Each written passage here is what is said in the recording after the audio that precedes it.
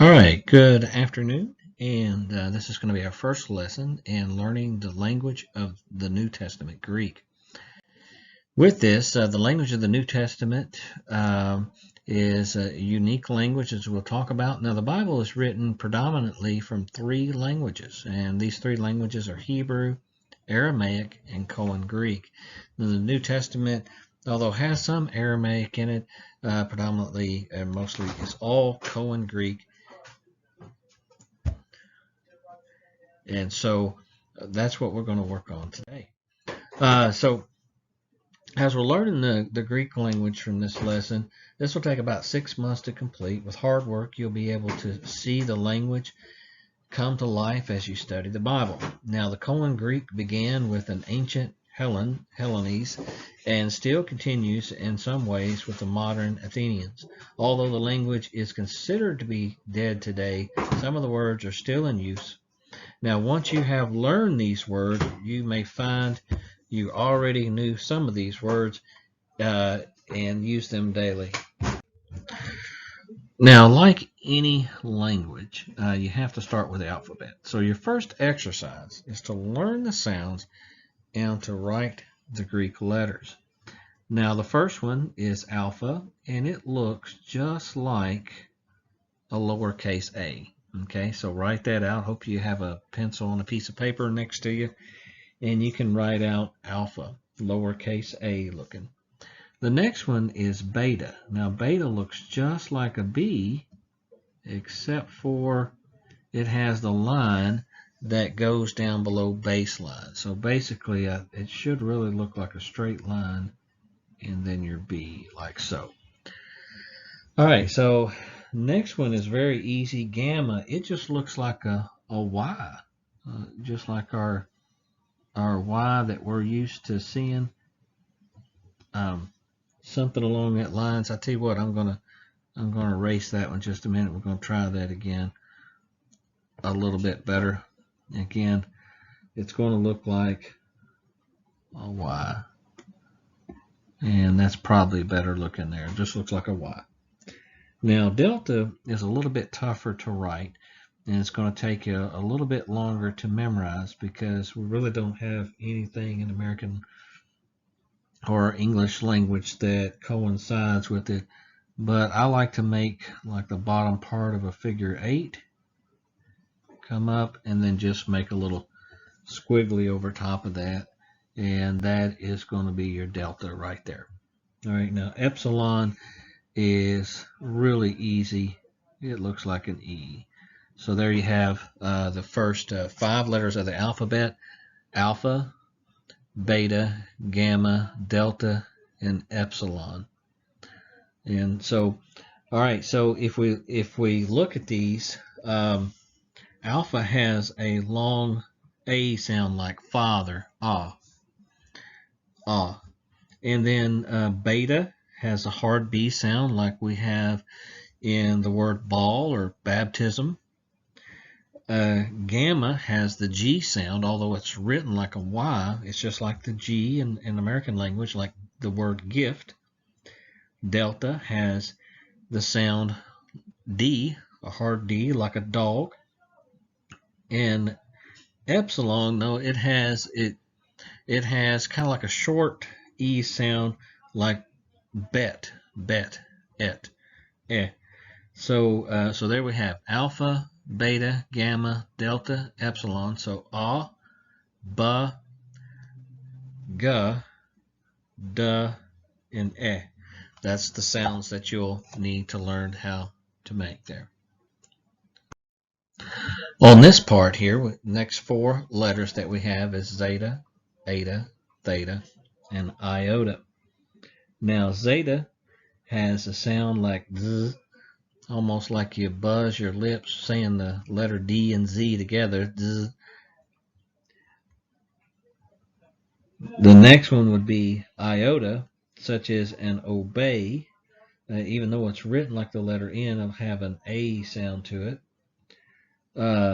Theta is the sound, our normal TH, and iota, like in machine, and let's write these out now though. Zeta, I like to just make kind of like a little C here and hook it under just a little bit, and then you're going to come back and you're going to make a Q up, or a little squiggly pigtail on both ends there. That's basically what zeta looks like. Eta looks like the letter N, like this. And now notice that the right side of the line on the end drops down below baseline. So we go down, over, down, and curly Q up. Theta is pretty simple. It looks like an O, but more of an oval, and a little line drawn through there, right through the middle there. And iota looks like our I. Very simple to make. So there we have zeta, eta, theta, iota. And we'll go over pronunciation a little bit more again, but again, zeta is Z sound, eta, A sound, just like it says, eta, A. Theta is the TH sound, th. And iota is like in machine, it makes a long sound, ing. All right, so there again we have zeta, eta, theta, iota. Our next 5 letters is going to be kappa, lambda, mu, nu, and chi. Kappa, lambda, mu, nu, and chi. So kappa looks like the letter K.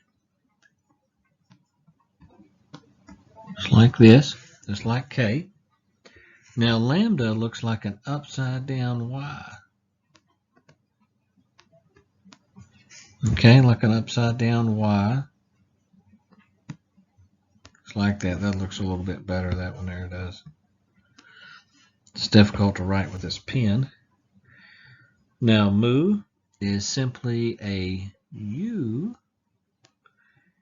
and it has a little curl right there. Looks like a U with a little curl. Nu looks like the letter V, such as that. Now the next one is chi, and the chi was the toughest one for me to learn how to draw. And so we'll give this a shot here. The best thing to do is to draw an E first. The first two are small to each other, then the last one is long and it curls under like that. And then it also has a little pigtail up top there too, just kind of like the same that zeta has. It has a little pigtail up top. So it looks like an E with a curl at the bottom, and then at the top has a little pigtail at the top. So that's what chi looks like. Kappa, K, lambda like la, and mu, the use sounds like man or ma, and nu is just like in the name, na. Now, interesting enough, we're writing the Greek letters, and a lot of these Greek letters, if they were capitalized, they would look a lot more like the American language, English language. But typically, the Koine Greek always wrote in lowercase letters. On this slide, we're going to tackle 6 Greek letters: Omicron, Pi, Rho, Sigma, Tau, and Upsilon. All right, so as we start writing these, Omicron is very easy. And it's pronounced like O, and that's simply what it is, just a simple O, just like that. Very simple. Pi is one that you're very familiar with if you took any algebra. Just a little line there and a line here. That's going to be your pi symbol. Rho looks like just like a P, a lowercase p. The P, the line basically goes below baseline. Now sigma depends on the sigma. It's basically the S of the Greek language, and it has 2 ways to write it. Now it depends on where the sigma comes in the language depends on how you're going to write it. If it comes in the middle, or if it comes in the word itself, it's going to be written just like this. Okay, that's going to be sigma, just a O with a little line over going to the right. However, if it comes at the end of the word, then it's going to look like a C with a little curl under it, or almost like an S too, just like that. That little curl kind of goes below baseline. So remember, the O with the line across is the symbol for, is the S in the middle of a word or during the word, but the one that looks like a C with a curl underneath it on that sigma, that comes at the very end of the word. All right, tau, very easy, just looks like a T. Tau looks like a T. Here we go, just like that. All right, and next one is upsilon.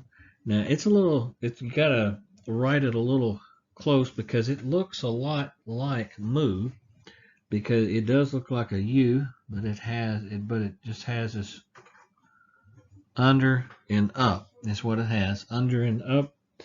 And as we write that, just you notice that upsilon has the U shape, but it doesn't have the one that draws baseline. Now, this right here is mu. I'll draw mu for you, and you can see the difference here. Mu has the line going below, like this right here, whereas upsilon does not have that.